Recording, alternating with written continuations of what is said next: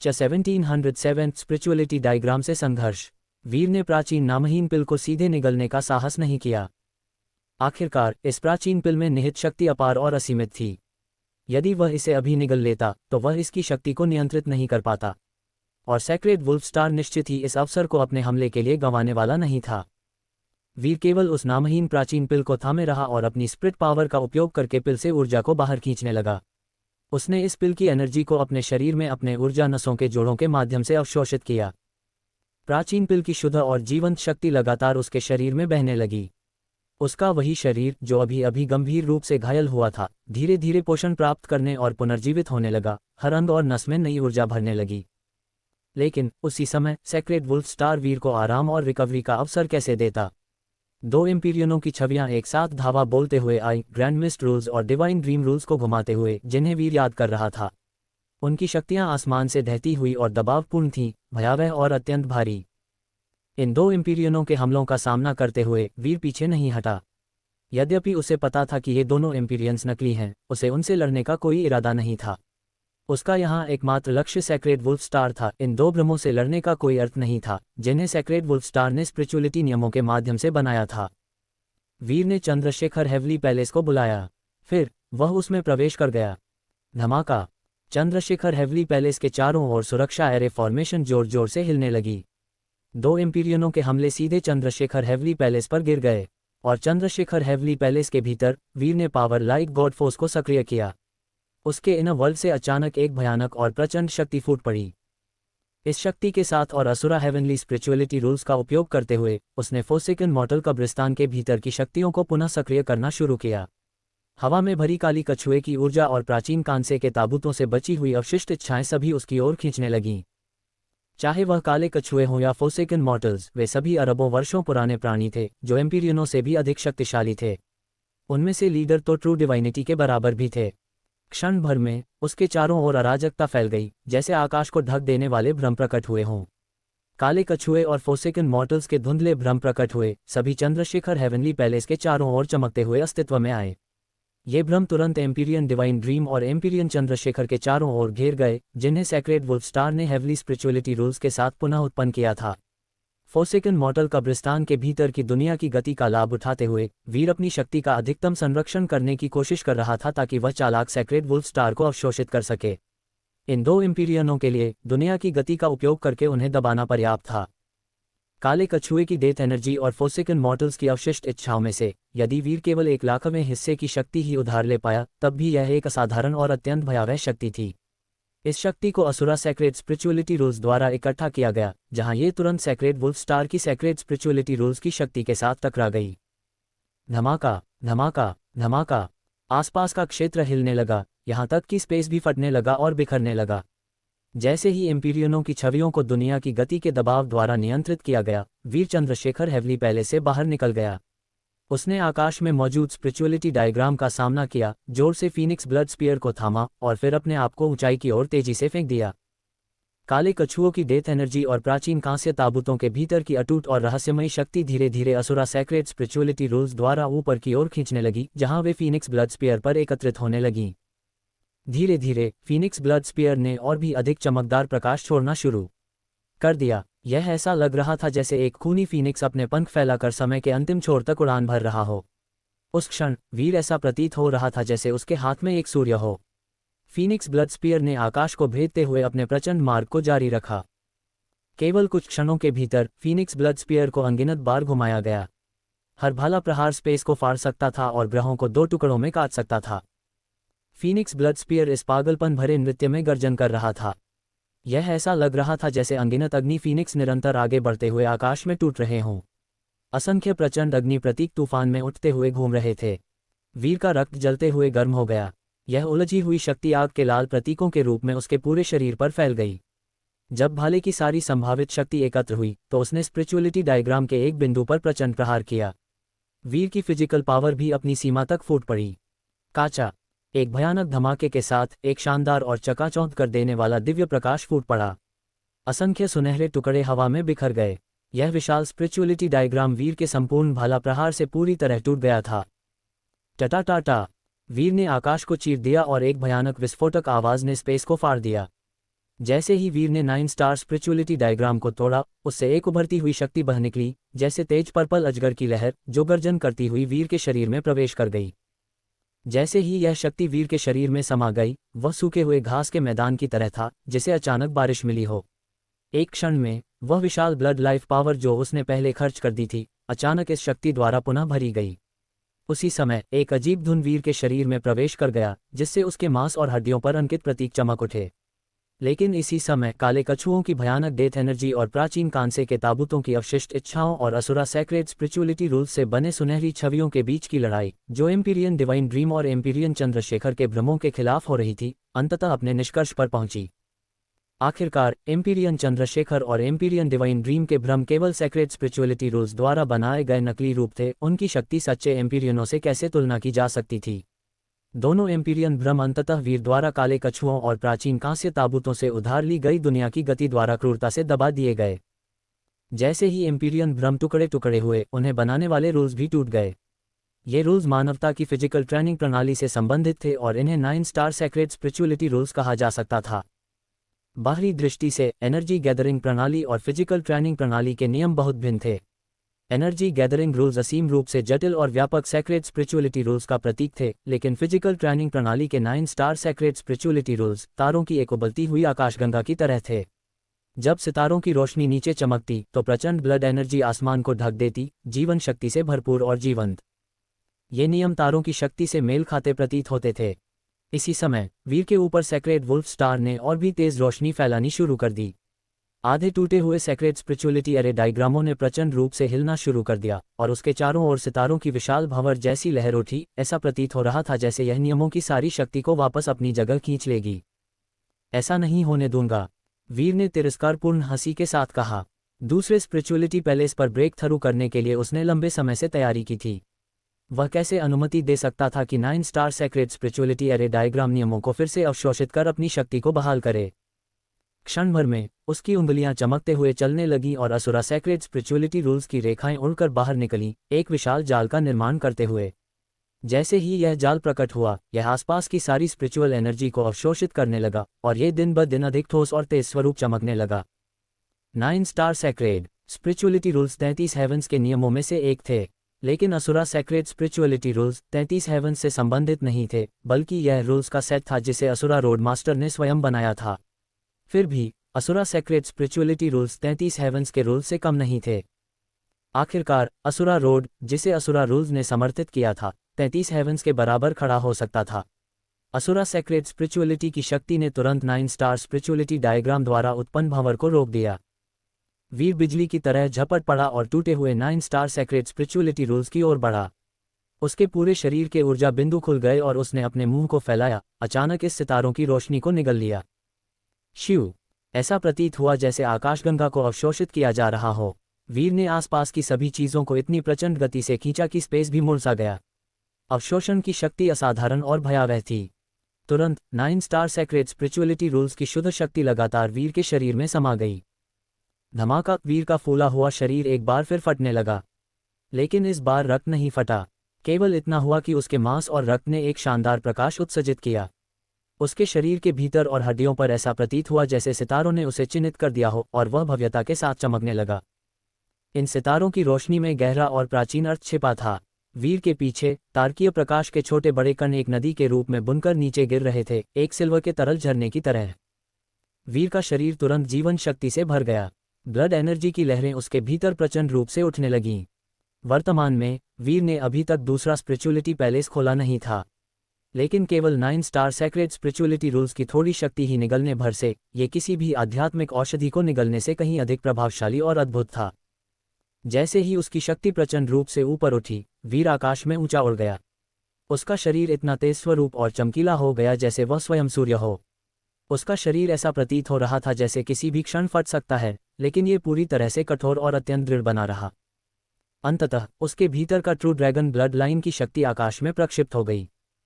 Power like God tree उसके पीछे प्रकट हुआ, एक जीवन समर्थित छवि, लगभग वास्तविकता में मूर्त रूप ले रही थी। यह ऊंचाई में विशाल थी, इसके मुकुट पर एक फायर ड्रैगन और थंडर ड्रैगन नृत्य कर रहे थे। ये वही वास्तविक अर्थ था जिसे उसने थंडर और फायर के रूप में समझा था। उसकी त्वचा के रोमछिद्रों से शक्ति की तरंगें फैलने लगीं, जिससे स्पेस में लहरें उठीं और स्पेस को भी भेद दिया। जब वीर ने सेक्रेड स्पिरिचुअलिटी की अंतिम लाइफ पावर को भी निगल लिया, उस समय जब उसने एक कदम आगे बढ़ाया तो मध्यम थंडर की आवाज़ पूरे स्पेस में गूंजी। एक और कदम के साथ वह फिर से ऊंचाई की ओर उड़ गया। कुछ क्षणों में वीर स्पिरिचुअलिटी डायग्राम के सामने पहुंच गया। पर्पल टेम्पल स्पिरिचुअलिटी पैलेस खुल गया। उसने फीनिक्स ब्लड स्पीयर को थामा, अपनी शक्ति को सीमा तक घुमाते हुए अपने भाले को पहले ही आधे में बढ़ चुके 9 स्टार स्पिरिचुअलिटी डायग्राम में तेज गति से मार दिया। आधे में बढ़ चुके 9 स्टार स्पिरिचुअलिटी डायग्राम प्रचंड रूप से कांपने लगा, जैसे कोई हिमखंड टूटने के कगार पर हो। स्पिरिचुअलिटी डायग्राम में तेज दरारें उभरी, उसके साथ एक गगनभेदी आवाज आई। ये ध्वनि तरंगें वास्तविकता में रूप में बदल गई, वास्तविक दुनिया में निकलकर पृथ्वी को चीरती हुई फोर्सेकन मॉर्टल कब्रिस्तान में हजारों मील लंबी दरारें छोड़ गईं। लेकिन उस अनंत प्रतीत होने वाले स्पिरिचुअलिटी डायग्राम पर एक स्पष्ट दरार उभरी, एक गहरी खाई जो सैकड़ों मील गहरी थी। अभी भी पर्याप्त नहीं, वीर ने चीखा, फिर से अपने भाले से फिर से हमला किया।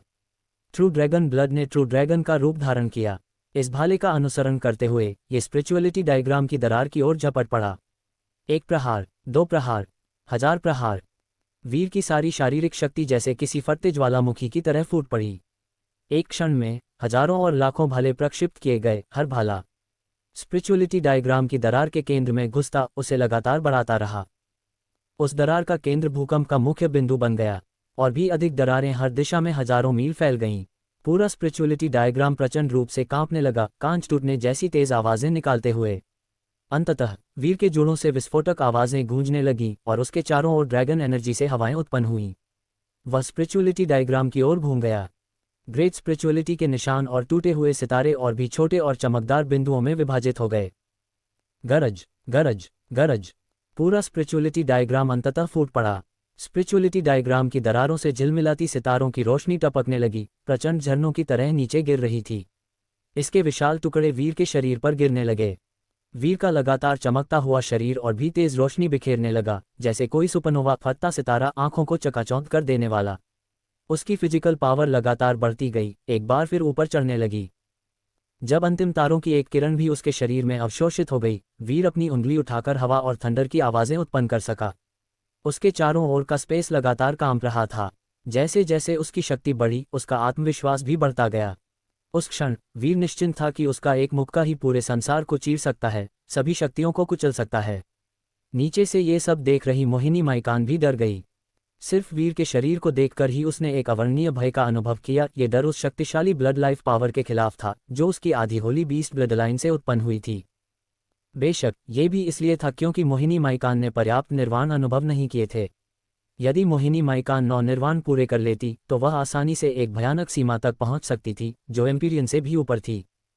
वीर ने स्पेस में कदम रखा और एक विस्फोटक आवाज के साथ उसका शरीर चमकते हुए गायब हो गए। एक क्षण में वह स्पेस को चीरते हुए गौरवशाली सेक्रेड वुल्फ स्टार के सामने पहुंच गया। वह अद्वितीय विशाल सेक्रेड वुल्फ स्टार अब केवल 1 फुट चौड़े सामान्य गोले के आकार का प्रतीत हो रहा था। ऐसा लगा जैसे सेक्रेड वुल्फ स्टार ने वीर के आगमन को भांप लिया हो और गहरे अंधकार में छिप गया हो। 1708 दूसरे स्पिरिचुअलिटी पैलेस में ब्रेक थ्रू। ऐसा लगा जैसे सेक्रेड वुल्फ स्टार ने वीर के आगमन को भांप लिया हो और गहरे अंधकार में छिप गया हो। लेकिन वीर की असुरा सेक्रेड स्पिरिचुअलिटी रूल्स की गहन समझ ने उसे तुरंत सेक्रेड वुल्फ स्टार को महसूस करने में सक्षम बनाया। देखे बिना ही उसने अपने हाथ स्पेस की दरारों में डाल दिए। तुरंत उसके हाथ ऐसा महसूस करने लगे जैसे वे उबलते हुए लावा में डूब गए हों। उस क्षण उसने जिसे छुआ वह सेक्रेड वुल्फ स्टार का कोर था। उस समय भले ही उसके शरीर में लाइफ पावर प्रचंड रूप से बह रही थी, फिर भी उसने सेक्रेड वुल्फ स्टार की असाधारण और असामान्य ऑरा को महसूस किया। उसने सीधे इस स्टार को पकड़ लिया और अपने शरीर में निगल लिया। धमाका! ऐसा प्रतीत हुआ जैसे उसे अनंत समुद्र में डुबो दिया गया हो, जहां थंडर के प्रचंड बादल हों, जैसे अनंत ज्वालामुखियों में गिरा दिया गया हो, जैसे अत्यंत कठोर ब्लैक होल में समा गया हो। एक असाधारण शक्तिशाली ऑरा जो असीम महानता और क्रोध लिए हुए था, जो हृदय को भयानक गति से धड़कने पर मजबूर कर देता था, अचानक वीर के शरीर में समा गया और फूट पड़ा। सेक्रेड वुल्फ स्टार चालाक और कपटी था, साथ ही ये हेवनली जस्टिस स्पिरिचुअलिटी पैलेस का प्रतिनिधित्व भी करता था। ये स्पिरिचुअलिटी पैलेस दुनिया के साथ संवाद करता था और उसकी ओर से दंड यानी ट्राइब्यूलेशन बरसाता था। अब ये ट्राइब्यूलेशन वीर पर उतर रही थी। वीर के पीछे पावर लाइक गॉड ट्री की छवि प्रचंड हवाओं से उछल रही थी। ट्रू ड्रैगन ब्लड द्वारा बने ड्रैगन का भ्रम ब्लैक होल की शक्ति से फट गया। 7 अलग अलग हेवनली ट्रिब्यूलेशन फायर असीम रूप से भयानक जल शक्ति द्वारा दम तोड़ रही थी।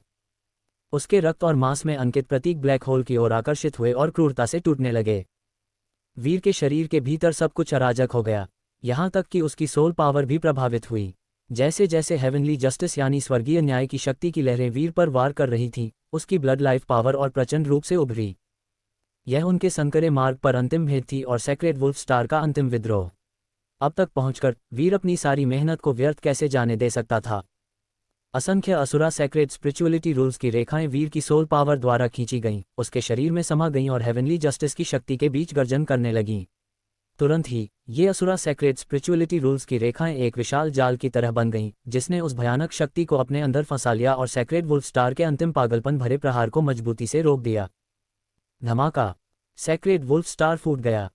सबसे शुद्ध और भव्य सितारों की रोशनी के नीचे उसमें काले सितारे जैसे प्रतीक समाये हुए थे। वे वीर के मांस और रक्त में घुल गए और उसके साथ एक हो गए। ये सेक्रेड स्पिरिचुअलिटी रूल्स का एक हिस्सा है, हेवनली जस्टिस की शक्ति का प्रतिनिधित्व करता है। हेवनली जस्टिस का वास्तविक अर्थ। वीर का पूरा शरीर दर्द में डूबा हुआ था, लेकिन उसके भीतर एक अजीब और सुखद आनंद का प्रवाह भी महसूस हो रहा था। सेक्रेड स्पिरिचुअलिटी की हेवनली ट्रिब्यूलेशन का वास्तविक अर्थ, इसने उसकी आत्मा को कंपकंपी में डाल दिया और उसके शरीर को उत्तेजना में हिला दिया। साथ ही दर्द के हल्के निशान उसके पूरे शरीर में फैलने लगे। ये सेक्रेड स्पिरिचुअलिटी के उसके शरीर में प्रवेश करने का चिन्ह था, एक ऐसा प्रभाव जिसने उसकी दिव्य आत्मा को भी पीड़ा दी। लेकिन समय के साथ सितारे की सारी शक्ति वीर के शरीर में घूमने लगी और एक रहस्यमय और अद्भुत स्पिरिचुअलिटी पैलेस का निर्माण हुआ। इस स्पिरिचुअलिटी पैलेस में एक भव्य हॉल था जो प्रचंड प्रकाश से चमक रहा था। इसके भीतर काली ऊर्जा हवा में फैल रही थी और बिजली की दरारें चारों ओर चमक रही थीं। वहां भयानक आग की लहरें भी थीं, इतनी तीव्र कि ऐसा प्रतीत होता था कि वे पूरे ब्रह्मांड को जला सकती थीं। ये चरम भव्यता सेक्रेड स्पिरिचुअलिटी की ट्राइब्यूलेशन का प्रतिनिधित्व करती थी। ये वीर के मांस और रक्त की नींव और उसकी दिव्य आत्मा के साथ जुड़ गई। इसने वीर को एक प्रचंड और शक्तिशाली ऑरा का अनुभव कराया। उसके मांस और रक्त में सभी काले प्रतीक चमकने लगे, उसके साथ कंपन करते हुए। हेवनली जस्टिस स्पिरिचुअलिटी पैलेस आखिरकार खुल गया था। वीर ने अपने मुट्ठियां कस लीं, उसकी आंखों में दिव्य प्रकाश चमक रहा था। इस हेवनली जस्टिस स्पिरिचुअलिटी पैलेस को बनाने के लिए वीर ने अविश्वसनीय मात्रा में प्रयास किया था, और अब वह आखिरकार सफल हो गया था। जैसे ही उसने अपने शरीर में उभरती हुई शक्ति को महसूस किया, वीर अधीर हो गया और लड़ने की तीव्र इच्छा ने उसे भर दिया। ब्लू स्टोन नेशन छोड़ने के बाद वह अभी तक किसी सच्चे शक्तिशाली प्रतिद्वंद्वी से नहीं टकराया था। गहन ध्यान में अपनी आंखें बंद करते हुए वीर ने सावधानीपूर्वक हेवनली जस्टिस स्पिरिचुअलिटी पैलेस की शक्ति को महसूस किया। 9 स्टार स्पिरिचुअलिटी पैलेस में पहले 2 स्पिरिचुअलिटी पैलेस हेवनली जस्टिस और पर्पल टेम्पल थे। इनमें हेवनली जस्टिस स्पिरिचुअलिटी पैलेस का कार्य था कि एक फाइटिंग मास्टर के शरीर का उपयोग माध्यम के रूप में करके वह और वर्ल्ड पावर के साथ संवाद कर सके। शरीर स्वयं में एक सूक्ष्म ब्रह्मांड था और यह ब्रह्मांड में तारों के अनुरूप हो सकता था। असीमित संसार में तथाकथित हेवनली जस्टिस की शक्ति अंततः सेक्रेड स्पिरिचुअलिटी की शक्ति थी। हेवनली जस्टिस स्पिरिचुअलिटी पैलेस खुलने के बाद एक फाइटिंग मास्टर इस स्पिरिचुअलिटी पैलेस का उपयोग एक संवाद माध्यम के रूप में कर सकता था, जिससे उसके शरीर में और वर्ल्ड पावर प्रवाहित हो सके। चाहे किसी का शरीर कितना भी शक्तिशाली क्यों न हो, ये कितनी शक्ति रख सकता है। यहाँ तक कि शाही होली बीस्ट भी केवल शीर्ष एम्पीरियनों के बराबर हो सकते थे। लेकिन अतिरिक्त वर्ल्ड पावर मिलना अलग बात थी। उनकी शक्ति को अनंत विविध तरीकों में व्यक्त किया जा सकता था। उदाहरण के लिए, जब कोई तारा फटता है और एक ब्लैक होल बनता है, यह एक ऐसी शक्ति थी जो एक एम्पीरियन को भी निगल सकती थी और उसे अस्तित्वहीन बना सकती थी। बेशक वीर की वर्तमान शक्ति के साथ ऐसी शक्ति का सामना करना असंभव था। उसके सामने अभी भी लंबा रास्ता था। अतिरिक्त वर्ल्ड पावर। वीर ने अपनी मुट्ठियां कस लीं, अपने शरीर में हेवनली जस्टिस स्पिरिचुअलिटी पैलेस को महसूस करते हुए, जो वर्ल्ड पावर के साथ संवाद कर रहा था और दुनिया की उभरती ऊर्जा को अवशोषित कर रहा था। यह अनुभव उस प्रसिद्ध और पारलौकिक विश्व के साथ एकता का था। और विश्व को शरीर के बराबर रखना, जब वीर की कल्टीवेशन अपने शिखर पर पहुंचेगी, उसके साथ लड़ना पूरी वर्ल्ड पावर के खिलाफ लड़ने के समान होगा। जब किसी फाइटिंग मास्टर की फिजिकल ट्रेनिंग प्रणाली पर कल्टीवेशन 8 मायावी चरणों के गेट से 9 स्टार ऑफ स्पिरिचुअलिटी पैलेस में पहुंचती है, तो वास्तविकता में ये शरीर की कल्टीवेशन पूरी करने और फिर 9 स्टार रूल्स की कल्टीवेशन शुरू करने के समान होती है। 9 star rules 33 sacred spirituality rules में से एक थे। यदि किसी अज्ञात कारण से उन्हें सील नहीं किया गया होता, तो ये सेंट जाति की फिजिकल ट्रेनिंग प्रणाली से ज़्यादा कमतर नहीं होते। केवल कल्टीवेशन थोड़ी कठिन होती। हेवनली जस्टिस स्पिरिचुअलिटी पैलेस की शक्ति का मूल स्रोत फाइटिंग मास्टरों के शरीर से नहीं बल्कि और विश्व की गति से आता था। इसलिए चाहे लड़ाई कितनी भी लंबी क्यों न हो, फाइटिंग मास्टर अपनी फाइटिंग पावर को ज्यादा खर्च नहीं करेगा। यही कारण था कि 9 स्टार स्पिरिचुअलिटी पैलेस इतने प्रबल माने जाते थे। अब मेरे शरीर को 20 अरब कोल की शक्ति तक पहुंचने के लिए सेलेस्टियल टायरेंट मैनुअल की टेक्निकों की आवश्यकता नहीं है। ये 2 ड्रैगन शक्ति के बराबर है। वीर ने महसूस किया कि केवल हाथ की एक साधारण गति ही दुनिया की गति को प्रभावित कर सकती थी। एस्ट्रल एनर्जी उसके शरीर में एक उभरते हुए समुद्र की तरह भर गई और उसकी अलौकिक शक्ति लहरों की तरह बहने लगी। सिर्फ दुनिया की गति से समर्थन लेने की क्षमता ही नहीं, बल्कि वीर का शरीर भी अब कहीं अधिक प्रबल और तीव्र हो गया था। हेवनली जस्टिस स्पिरिचुअलिटी पैलेस के सेक्रेट स्पिरिचुअलिटी रूल्स का वास्तविक रूप अब उसके मांस और रक्त में घुल चुका था। उसका शरीर अद्भुत रूप से भयावह बन गया था और उसकी शक्ति तेजी से उभर रही थी। जैसे ही उसने अपनी आंखें खोलीं, उसकी पुतलियों में बैंगनी बिजली चमक उठी। उसकी वर्तमान शक्ति और ऑरा असाधारण थे। वीर, क्या तुमने पहले ही हेवनली जस्टिस स्पिरिचुअलिटी पैलेस में प्रवेश कर लिया? अद्भुत। वीर जैसे ही सबसे बड़े प्राचीन कांस्य ताबूत पर उतरा, मोहिनी माइकान को पता नहीं क्यों, लेकिन एक अवर्णनीय उदासी का एहसास हुआ। ठीक उसी समय जब उसने वीर को हेवनली जस्टिस स्पिरिचुअलिटी पैलेस में कदम बढ़ाते हुए देखा, उसका शरीर फट गया था और टुकड़ों में टूट रहा था, लेकिन वह वास्तव में कुछ भी मदद नहीं कर सकती थी। इसने उसे एक ऐसा एहसास दिया जिसे वह शब्दों में व्यक्त नहीं कर सकती थी। इसके अलावा वीर ने पिछले 30 साल पूरी निष्ठा और मेहनत के साथ हेवनली जस्टिस स्पिरिचुअलिटी पैलेस में प्रवेश करने के लिए काम किया था। उसने कई कीमतें चुकाई थीं और मोहिनी माइकान ने ये सब अपनी आंखों से देखा था। असुरा रोड में वीर के कोई समर्थक नहीं थे और न ही कोई बड़ी शक्ति उसके पीछे थी। सारी सामग्रियां और संसाधन जिन्हें उसने जरूरत थी, वे वह धीरे धीरे स्वयं संघर्ष करके जुटाता था। डिवाइन रून सिटी की नीलामी में सभी ने वीर का चमकता ऑरा देखा था और उसके द्वारा अपने अद्भुत डिवाइन रून प्रतीकों से भीड़ को शांत करते हुए देखा था। उसने शैडो ओवरफ्लो और अन्य काले डिवाइन रून मास्टर्स को अपने हाथ में खेलते देखा था। लेकिन इनमें से किसने देखा था कि वीर अपने डिवाइन रून कक्ष में वर्षों तक प्रतीक चिन्हों को तैयार करने में व्यस्त रहा था। उसने कई दिनों तक बिना विश्राम के काम किया, अपनी डिवाइन सोल की शक्ति को असीम तक इस्तेमाल किया और डिवाइन मिस्ट हॉट मंत्र और सोल रिकवरी प्रतीकों पर निर्भर रहकर अपने सोल फोर्स को पुनः स्थापित किया और जारी रखा। वह बिना रुके लगातार काम करता रहा और कई बार वह जमीन पर गिर जाता, उसका चेहरा पीला और आंखें रक्त भरी हो जातीं। सारी मेहनत ने अंततः आज की इस सफलता में रंग दिखाया। सभी लोग अनुमान लगाते थे कि वीर के शरीर में कोई रहस्य है और मोहिनी माइकान को भी हल्का सा अंदाजा था कि वीर का रहस्य क्या है।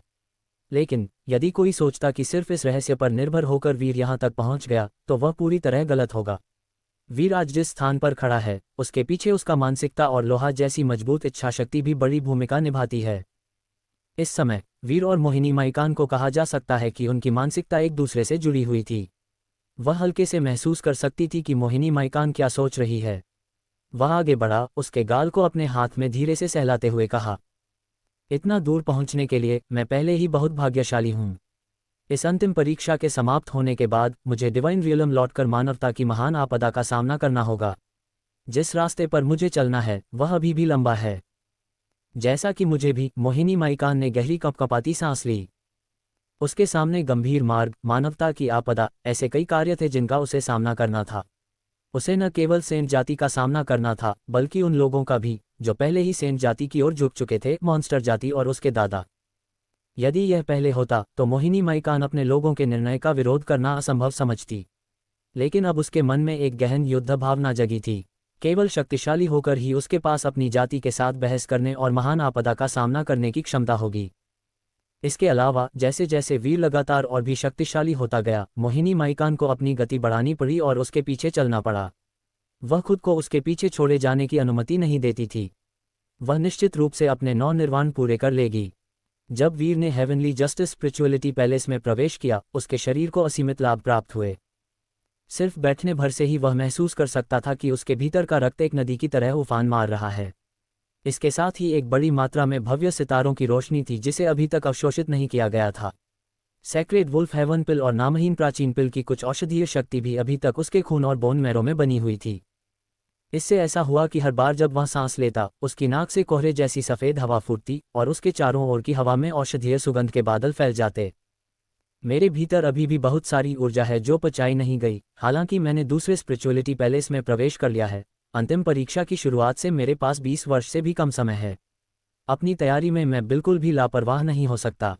यह असुरा रोड की दुनिया विशाल और असीमित है और यहाँ अनगिनत प्रतिभाशाली और शक्तिशाली लोग हैं, फिर भी जब वे अंतिम परीक्षा में प्रवेश करते हैं तो सभी असफल हो जाते हैं। पिछले 10 करोड़ वर्षों में सबसे अधिक पूर्णता प्रतिशत केवल 80% से थोड़ा अधिक रहा है और कई चुने हुए टैलेंटेड यंग मास्टर भी अंतिम परीक्षा में नष्ट हो गए। वीर अंतिम परीक्षा को कम नहीं आंकता था। यह असुरा रोड में उसकी सबसे महत्वपूर्ण लड़ाई होगी और उसे यह सुनिश्चित करना था कि उसकी सभी तैयारियां पूरी हों। फिर मैं इस समय का उपयोग करूंगा और फॉरसैकन मॉर्टल कब्रिस्तान के भीतर की आध्यात्मिक शक्तियों को उधार लेकर एक और छलांग लगाऊंगा। वीर ने अपने मन में सोचा। हेवनली जस्टिस स्पिरिचुअलिटी पैलेस में इस प्रवेश के दौरान वीर सभी परिस्थितियों के लिए पूरी तरह तैयार था। इसलिए उसे मिलने वाली कठिनाई पहले स्पिरिचुअलिटी पैलेस को तोड़ने की तुलना में कहीं कम थी। असुरा रोड की अंतिम परीक्षा की कल्पना की जा सकती थी कि उसमें कई अनिश्चितताएं और खतरे होंगे। इस क्षण से उसे फिर से पूरी ताकत के साथ तैयार होने की आवश्यकता थी। मोही, मैं यहाँ high class divine Lord stage पर ब्रेक थ्रू करना चाहता हूँ, वीर ने मोहिनी माइकान से कहा। उसकी आंखों में चमक थी। मोहिनी माइकान की आंखें ऊपर की ओर मुड़ी और उसके चेहरे पर एक मुस्कान आई। अंतिम परीक्षा 1 दर्जन से अधिक वर्षों में आएगी। तुम यहाँ शांतिपूर्वक कल्टीवेशन कर सकते हो। जहाँ तक मेरा सवाल है, मैं भी खाली नहीं बैठूंगी। मैं तुम्हारे साथ कल्टीवेशन करूंगी। मैं सुनिश्चित करूंगी कि तुम मुझे इतनी आसानी से पीछे नहीं छोड़ पाओगे। अच्छा, तो चलो इसे साथ में करते हैं। वीर ने जीवंत मोहिनी माइकान की ओर देखा, अपनी आंखों से उसके सजीले और आकर्षक शरीर का अनुसरण करते हुए मुस्कुराया। समय बीतता गया। वीर और मोहिनी माइकान ने इस रहस्यमयी और खतरनाक क्षेत्र में साथ में कल्टीवेशन में समय बिताया। 1709 गहन कल्टीवेशन का समय। वीर और मोहिनी माइकान ने फॉरसैकन मॉर्टल कब्रिस्तान जैसे रहस्यमयी और खतरनाक क्षेत्र में साथ में कल्टीवेशन में समय बिताया। दोनों ही अत्यंत गर्वित और महान टैलेंट वाले थे। जैसे जैसे उनके शरीर आपस में मिलते गए, उनके भीतर से एक कोहरे जैसी चमक निकली। वीर का ट्रू ड्रैगन और मोहिनी माइकान का डार्क फीनिक्स ऑरा आपस में मिलकर आसमान में उड़ता गया।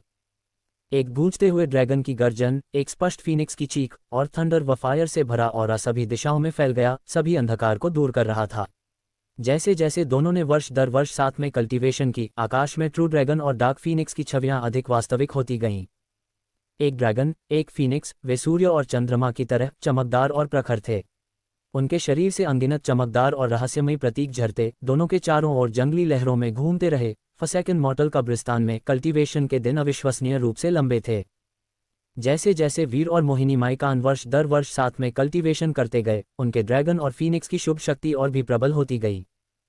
3 वर्षों के बाद वीर के शरीर में मौजूद सभी औषधीय प्रभाव, साथ ही हेवनली जस्टिस स्पिरिचुअलिटी पैलेस में प्रवेश करने के बाद उसने जो सितारों की महिमा संचित की थी, वह सब पूरी तरह उसके भीतर घुल गई। उसका शरीर ऐसा प्रतीत हो रहा था जैसे वह अपनी उत्पत्ति की ओर लौट चुका हो, बिना किसी भी छोटी सी शक्ति को बाहर छोड़े।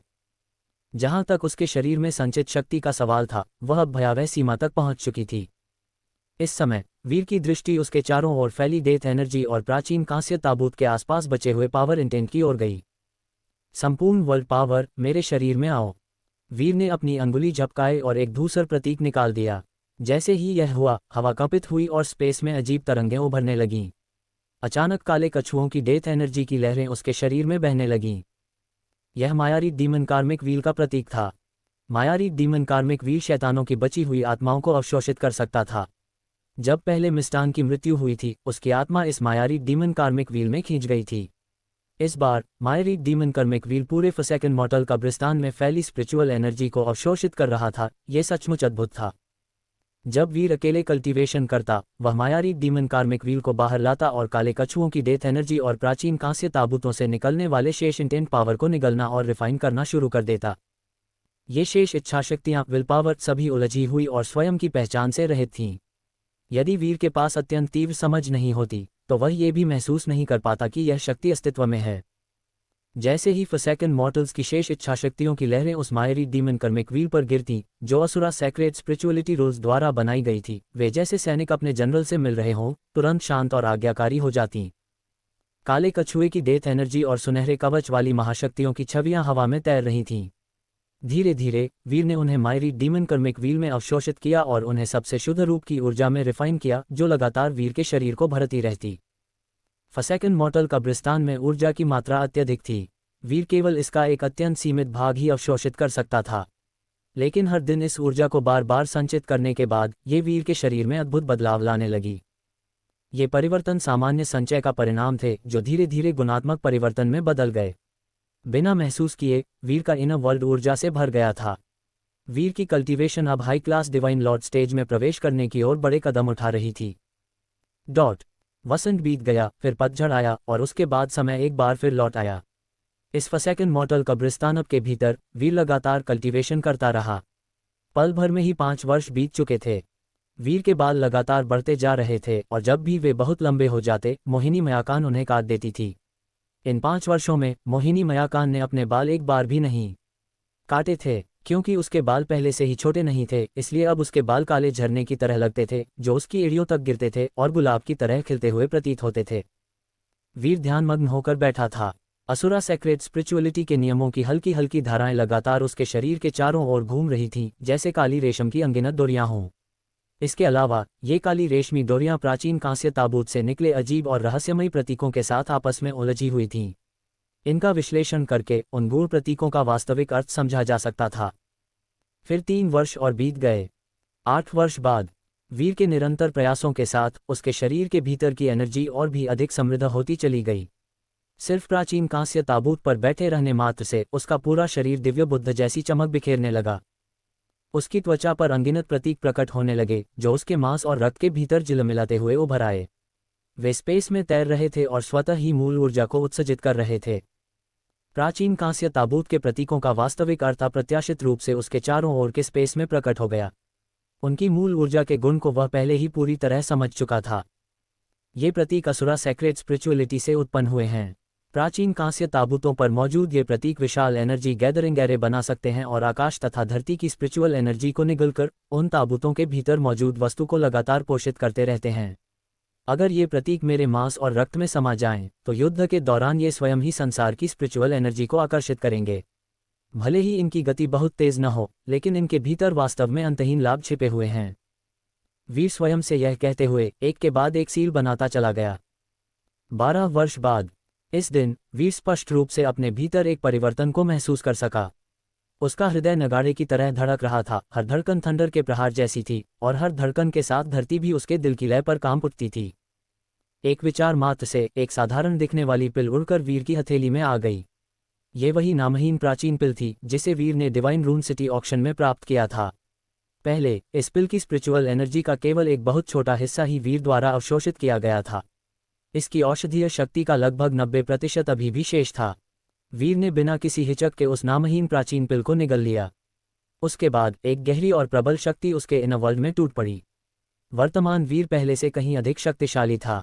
सेक्रेड वुल्फ स्टार को वश में करने और हेवनली जस्टिस स्पिरिचुअलिटी पैलेस को खोलने के बाद नामहीन प्राचीन पिल की उग्र और तूफानी शक्ति भी वीर की नींव की जड़ को हिला नहीं सकी। इस शक्ति का सहारा लेते हुए और पिछले 12 वर्षों में संचित की गई शक्ति के साथ वीर ने अंततः high class divine Lord stage में प्रवेश करने की दिशा में कदम बढ़ाना शुरू कर दिया। उसके स्पिरिचुअल कोर के भीतर एक गहरी गूंज सुनाई दी और गहरे नीले रंग की स्पिरिचुअल पावर की एक धारा प्रकट हुई। वह रहस्यमयी प्रतीकों से लिपटी हुई थी और उससे लाइफ पावर से भरा एक विशाल और प्रचंड ऑरा उमड़ रहा था। स्पिरिचुअल पावर, डेथ एनर्जी और असुरा सेक्रेट स्पिरिचुअलिटी के नियमों की शक्ति की लहरें वीर के इनर वर्ल्ड की सीमाओं पर उन्मत्त रूप से प्रहार करने लगीं। पर्पल टेम्पल स्पिरिचुअलिटी पैलेस प्रकट हुआ और भयानक शक्ति की लहरों ने अरबों कोल बल के साथ संसार पर प्रहार किया। जैसे जैसे ये सारी शक्ति इनर वर्ल्ड पर टूट पड़ी, पर्वत टूटकर फिर से बने, नदियां बिखरकर दोबारा आकार लेने लगीं। क थंडर बेकाबू होकर नीचे गिर रहा था और फायर की लपटें पूरे आकाश में फैलती चली जा रही थीं। पावर लाइक गॉड ट्री ऊंचे आकाश में तैर रहा था और वहां से अत्याचारी थंडर की गूंजती हुई गड़गड़ाहटें छोड़ रहा था जो उन्मत्त रूप से इनर वर्ल्ड की सीमाओं का विस्तार कर रही थीं। जहां जहां ये शक्ति पहुंचती वहां की स्पेस चकनाचूर होकर टुकड़ों में फट जाता। हालांकि थंडर और फायर की इस भयानक विनाशकारी शक्ति के भीतर एक कंपा देने वाली लाइफ पावर भी छिपी हुई थी। थंडर और फायर के विनाशकारी मार्गों के पीछे पीछे संसार के भीतर हल्का सा चमकीला हरा रंग उभरने लगता था। इन सभी प्रकार की शक्तियों के प्रभाव से छोटा इनर वर्ल्ड अद्भुत परिवर्तनों के साथ बढ़ने लगा। हर जगह रहस्यमयी और धुंधली जीवन ऊर्जा फैल गई जो धीरे धीरे और भी अधिक जीवंत होती चली गई। इस तरह का परिवर्तन 2 महीनों से भी अधिक समय तक चलता रहा। इसके बाद वीर की त्वचा के महीन छिद्रों से प्रकाश की किरणें फूटने लगीं। उसके इनर वर्ल्ड का विकास अपने अंतिम चरण में पहुंच चुका था और नामहीन प्राचीन पिल की औषधीय क्षमता भी पूरी तरह से उसके भीतर समा चुकी थी। उसी क्षण वीर की आंखें अचानक खुल गईं। उसके शरीर से एक भयावह ऑरा फूट पड़ा, लेकिन अगले ही पल वह सारा ऑरा पूरी तरह सिमट गया और इंद्रियों से बिल्कुल गायब हो गया। यहाँ तक कि वीर को देख रही मोहिनी मयाकान भी उसकी उपस्थिति को महसूस नहीं कर पा रही थी। वीर का ऑरा मानो पूरी तरह पिघलकर उसके आसपास के संसार में विलीन हो गया हो। उसके शरीर के भीतर मौजूद छोटा संसार भी बाहरी दुनिया के साथ एक अजीब सा संबंध स्थापित करने लगा। ऐसा परिवर्तन होने का कारण यह था कि वीर अंततः high class divine Lord stage में प्रवेश कर चुका था।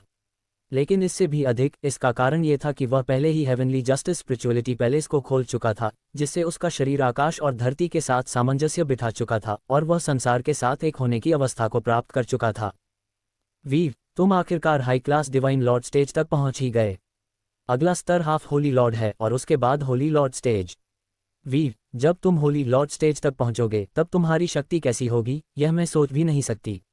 मुझे तो ये भी संदेह होता है कि क्या तुम एम्पीरियन के सामने जीवित रह पाओगे या नहीं, मोहिनी मयाकान ने आशा से भरी आवाज में फुसफुसाते हुए कहा। एम्पीरियन, वीर ने सिर हिलाया। एम्पीरियन अत्यंत शक्तिशाली होते हैं। भले ही मैं होली लॉर्ड स्टेज में क्यों न पहुंच जाऊं, तब भी मुझे नहीं लगता कि मैं सबसे कमजोर एम्पीरियन की बराबरी कर पाऊंगा। केवल ग्रेट वर्ल्ड किंग की सीमा ही एक अत्यंत विशाल अंतर है। अगर मैं दो बड़ी सीमाओं को पार करके किसी को चुनौती देना चाहूं, तो मुझे नहीं लगता कि यह बिल्कुल भी संभव है।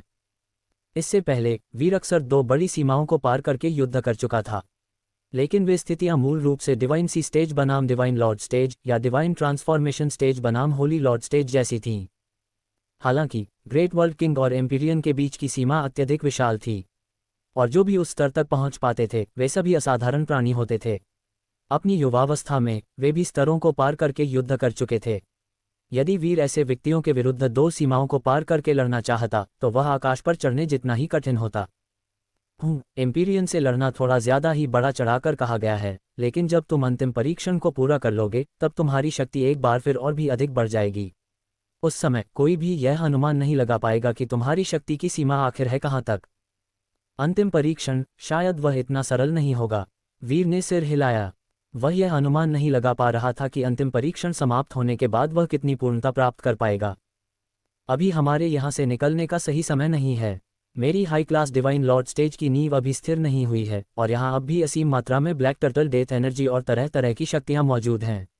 हम इस स्पिरिचुअल शक्ति को भोजन की तरह उपयोग कर सकते हैं ताकि हम दोनों अपनी high class divine Lord stage की कल्टीवेशन को मजबूत कर सकें और अपने इनर वर्ल्ड को स्थिर बना सकें। वीर को यहाँ से जाने की कोई जल्दी नहीं थी। अंतिम परीक्षण शुरू होने में अभी भी उसके पास कई वर्ष शेष थे।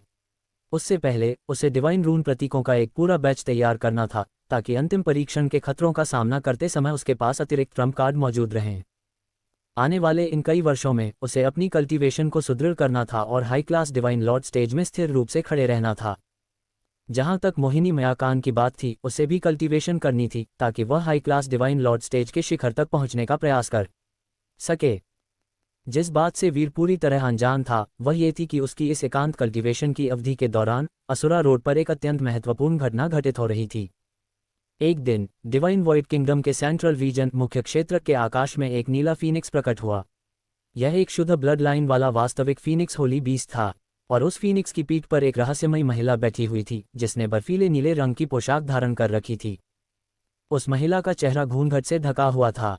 वहां खड़ी हुई वह अत्यंत उच्च और गर्वीली प्रतीत हो रही थी, मानो उसने संसार से अपने सभी बंधनों को तोड़ दिया हो और केवल स्वयं में ही शांति खोज ली हो। उसके प्रकट होते ही उसने असंख्य लोगों का ध्यान आकर्षित कर लिया और अंततः उसने डिवाइन वॉइड किंगडम के divine emperor soul emperor divine void को भी सतर्क कर दिया। सोल एम्परर डिवाइन वॉइड पहले ही ट्रू डिवाइनिटी स्टेज तक पहुंच चुका था।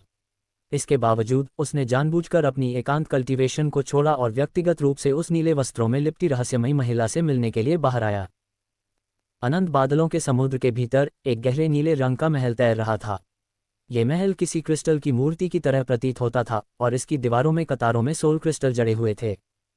इन सोल क्रिस्टलों का मूल्य 9 सन क्रिस्टल के समान था। सोल्टास के लिए ये अत्यंत विलासितापूर्ण कल्टीवेशन संसाधन माने जाते थे, लेकिन इस समय केवल इस महल की बाहरी दीवारों पर ही ऐसे दसियों हजार सोल क्रिस्टल जड़े हुए थे। सिर्फ इस सोल क्रिस्टल पैलेस के भीतर चलने मात्र से ही चारों दिशाओं में फैलती हुई गहन सोल ओरिजिन एनर्जी को महसूस किया जा सकता था।